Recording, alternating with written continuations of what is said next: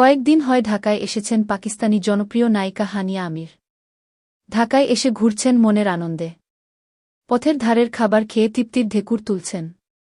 গতকাল শনিবার সন্ধ্যায় তিনি ছিলেন ঢাকার একটি ৫ তারকা হোটেলে, সেখানে তিনি একটি আয়োজনে অংশ নেন।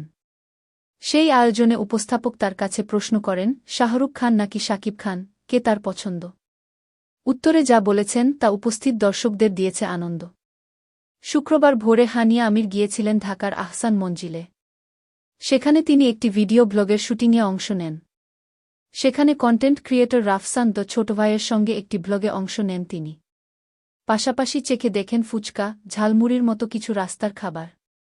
শনিবার সন্ধ্যায় ঢাকার ৫ তারকা হোটেলে অনুষ্ঠানের এক পর্যায়ে তিনি মুখোমুখি হন উপস্থাপক শৌমিক আহমেদের। সেখানে তার কাছে জানতে চাওয়া হয়, শাকিব খান নাকি শাহরুখ খান, কাকে পছন্দ করেন? এমন প্রশ্নের উত্তরে হানিয়া আমির বলেন, আমার মনে হয় তোমরা শাকিব খানকে অনেক বেশি পছন্দ করো, তাই আমারও পছন্দ শাকিব খান। হানিয়া আমির পাকিস্তানের তরুণ প্রজন্মের কাছে বেশ জনপ্রিয় অভিনেত্রী। অল্প সময়ে তিনি অভিনয় জগতে নিজের